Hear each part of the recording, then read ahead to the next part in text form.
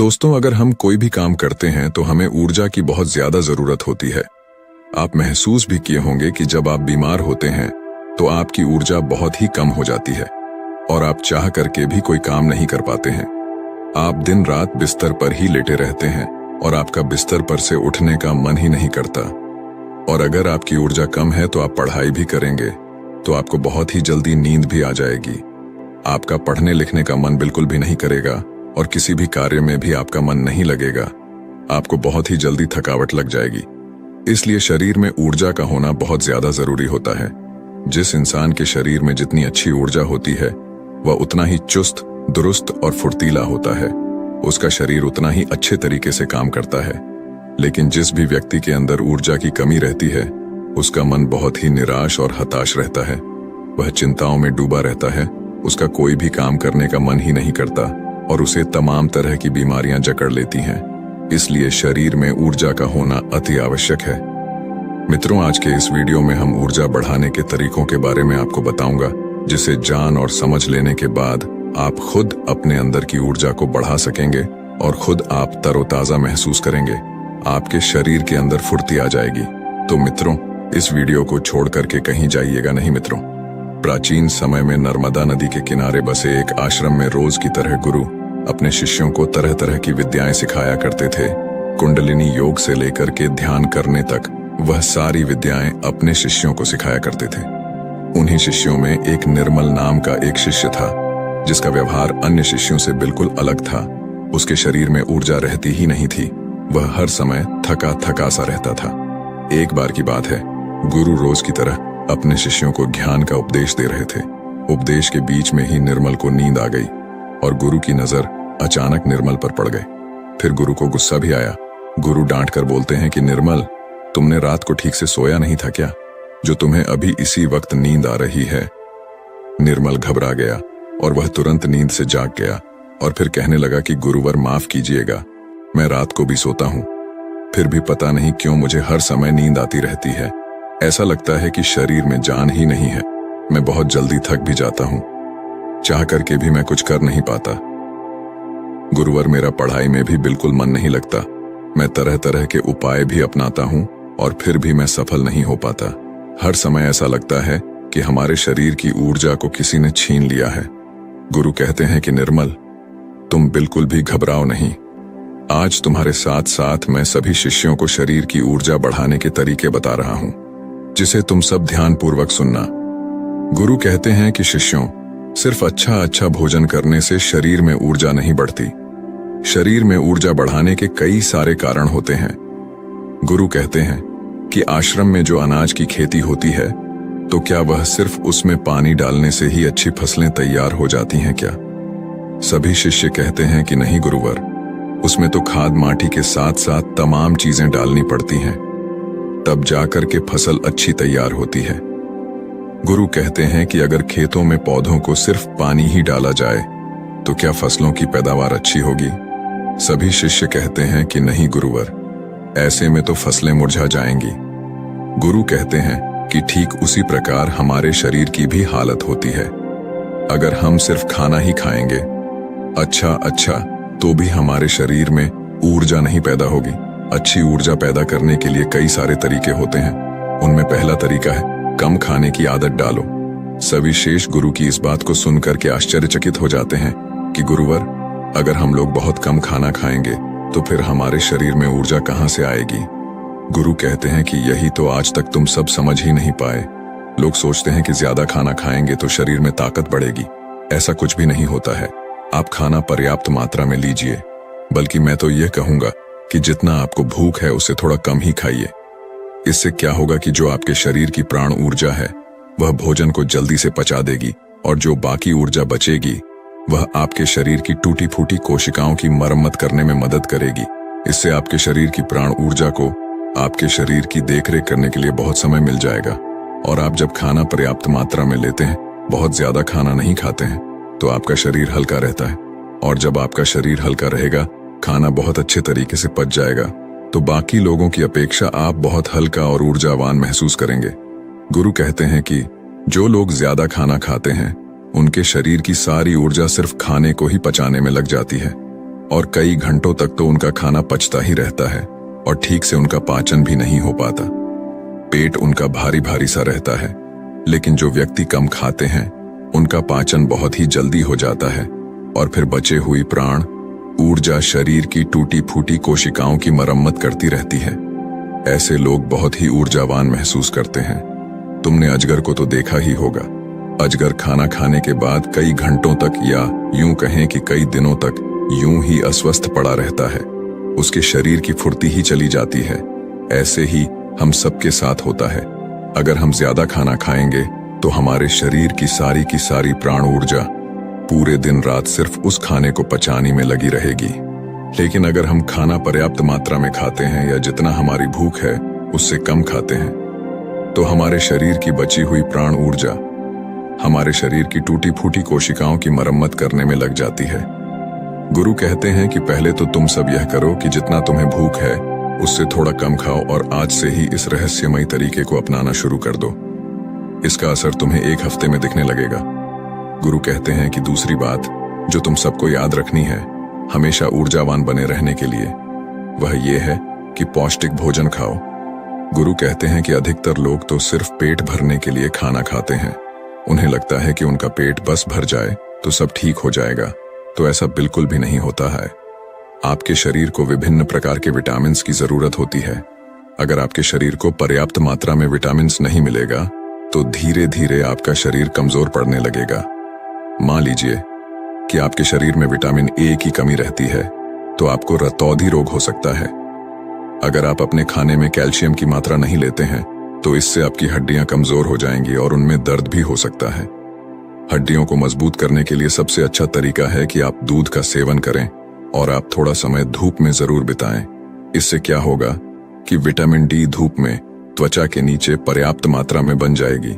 सूर्य के प्रकाश में ही vitamin D का निर्माण होता है और उसका निर्माण आपकी त्वचा के नीचे होता है, जो आपके शरीर की हड्डियों को मजबूत बनाने में अति आवश्यक होता है।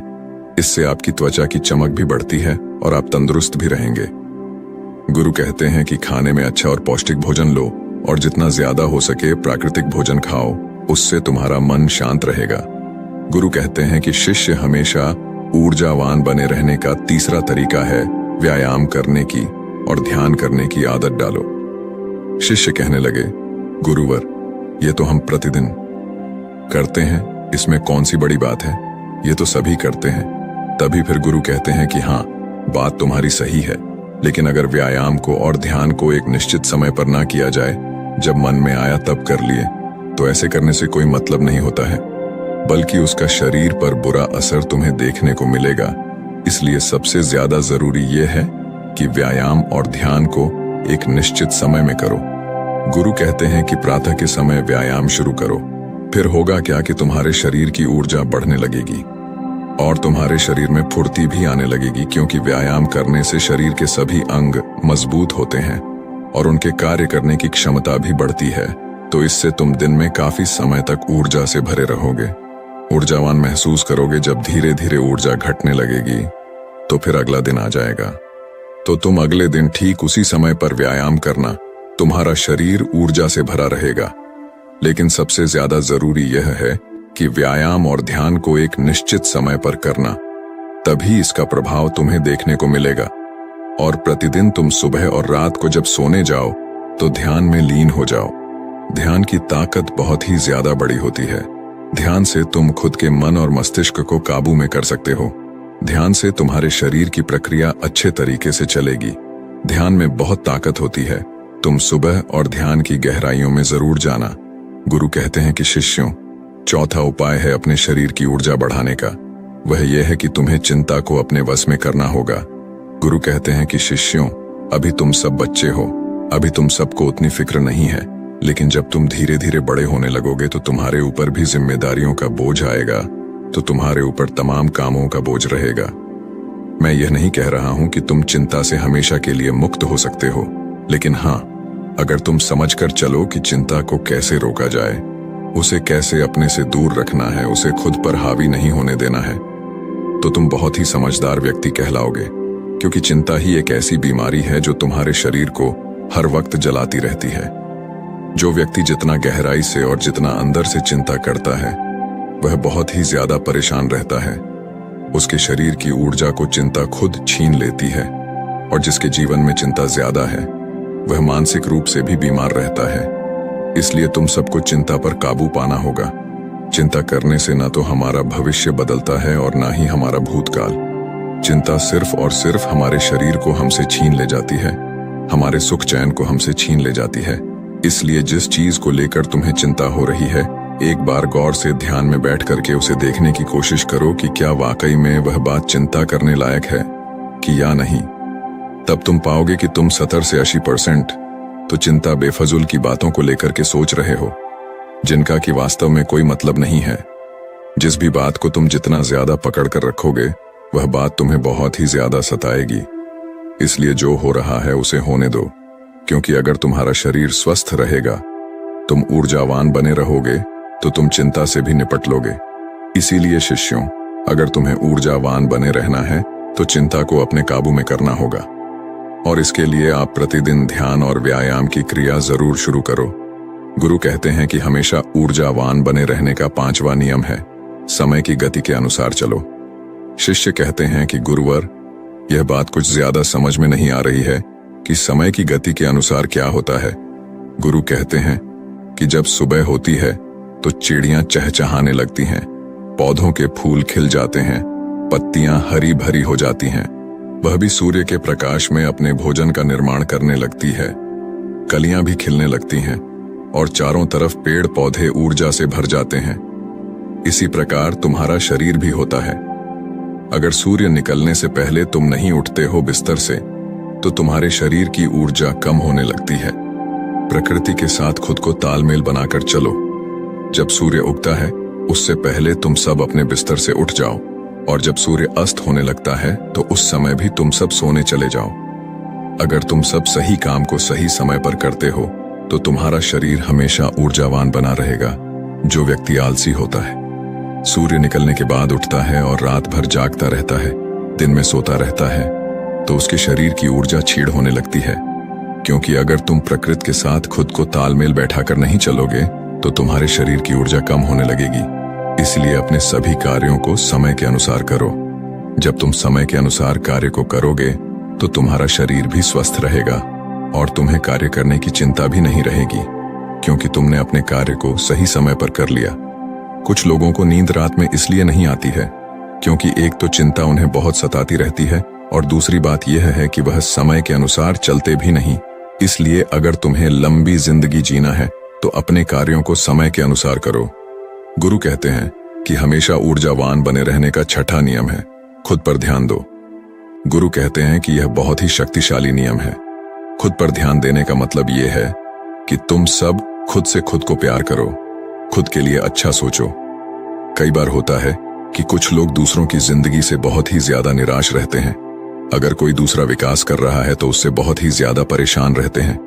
उससे उनके अंदर जलन की भावना उत्पन्न होने लगती है, और जो व्यक्ति दूसरों के विकास से दुखी रहता है तो उसके अंदर जलन की भावना पैदा हो जाती है, तो धीरे धीरे उसका शरीर ऊर्जा से छीड़ होने लगता है। इसलिए दूसरों पर ध्यान देने की बजाय खुद पर ध्यान दो, खुद को बेहतर बनाने में लग जाओ। जब तुम पूरी ऊर्जा के साथ खुद को बेहतर बनाने में लगोगे तो तुम्हारे कार्य जरूर सफल होंगे। वह व्यक्ति अपने जीवन में कभी भी सफल नहीं हो पाता जो हर समय दूसरों के बारे में सोचता रहता है, दूसरों की बुराई के बारे में सोचता रहता है, दूसरों से जलन की भावना रखता है। उस व्यक्ति की ऊर्जा कभी भी अच्छी नहीं रहती। लेकिन वहीं पर जो व्यक्ति अपने बारे में अच्छा सोचता है और दूसरों के भी बारे में अच्छा सोचता है तो उसकी ऊर्जा हमेशा बनी रहती है। इसीलिए अपनी ऊर्जा को अगर बढ़ाना है तो खुद के बारे में अच्छा सोचो और खुद से बहुत प्यार करो। जब कोई इंसान किसी दूसरे व्यक्ति से जलता रहता है तो उसके हार्मोन्स नकारात्मक होने लगते हैं और अच्छे हार्मोन्स कभी भी उसके शरीर से स्रावित ही नहीं हो पाते, जिससे उसकी ऊर्जा कम होने लगती है। लेकिन वहीं पर जो व्यक्ति अच्छा सोचता है, पॉजिटिव रहता है, तो उसके शरीर के सभी हार्मोन्स सकारात्मक तरीके से निकलते रहते हैं, जिससे उसके शरीर में ऊर्जा बनी रहती है। गुरु कहते हैं कि हमेशा ऊर्जावान बने रहने का 7वां नियम है, सकारात्मक रहें। कैसी भी सिचुएशन तुम्हारी जिंदगी में आ जाए, तुम्हें हमेशा सकारात्मक बने रहना होगा। जो व्यक्ति जितना ज्यादा सकारात्मक होता है, उसकी सोच उतनी ही ज्यादा सकारात्मक होती है। वह उतना ही अच्छे तरीके से परेशानियों से निपट सकता है। लेकिन जिसके दिमाग में हमेशा नकारात्मक बातें ही भरी रहती हैं, वह नकारात्मक बातें ही सोचता रहता है, तो उसकी ऊर्जा लगातार नीचे की तरफ बहती रहती है, जिससे उसके शरीर की ऊर्जा धीरे धीरे क्षीण होने लगती है। लेकिन जिस भी व्यक्ति के अंदर सकारात्मक भावनाएं पैदा होती हैं, सकारात्मक बातें वह सोचता है, तो उसके अंदर की ऊर्जा ऊपर की तरफ बहती है। और जब ऊर्जा ऊपर की तरफ बहती है, तो वह किसी भी कार्य पर, किसी भी तत्व पर बहुत ही अच्छे तरीके से सोच पाता है। और जब वह किसी कार्य को करता है, तो उसमें वह सफल जरूर होता है। इसीलिए शिष्यों, हमेशा सकारात्मक बने रहना बहुत ज्यादा जरूरी होता है। जरूरी नहीं कि हर पल आप सकारात्मक ही रहे, लेकिन अगर आपकी सोच सकारात्मक है तो आप तमाम तरह की मुश्किलों से पार पा सकते हैं, मुश्किलों को अपनी जिंदगी से हरा सकते हैं। इसीलिए सकारात्मक सोच के साथ आगे बढ़ने का प्रयास जरूर करो। गुरु कहते हैं कि शिष्यों, यह 7 नियम अगर तुम सब अपना लेते हो, तो तुम्हारे शरीर की ऊर्जा कभी भी कम नहीं होगी। हमेशा तुम ऊर्जावान बने रहोगे और निर्मल। तुम तो मेरी ये 7 बातें आज से ही अपनाना शुरू करो, और अभी से, ताकि तुम्हारे शरीर की ऊर्जा ऊपर की तरफ बहे और तुम सकारात्मक सोच सको। जब तुम्हारे शरीर की ऊर्जा ऊपर की तरफ बहेगी तो तुम्हें नींद भी समय पर आएगी। हर पल तुम्हें नींद नहीं आएगी और तुम्हारा शरीर ऊर्जा से भरा रहेगा। गुरु यह 7 नियम बताकर के शांत हो जाते हैं। तभी सभी शिष्य खड़े होते हैं और गुरु को प्रणाम करते हैं और उनका धन्यवाद अदा करते हैं, और सब लोग अपने अपने कार्यों पर वापस लग जाते हैं। तो दोस्तों, उम्मीद है इस वीडियो से आपको काफी कुछ सीखने को मिला होगा, और अगर कुछ सीखने को मिला हो तो हमारे इस वीडियो को लाइक, शेयर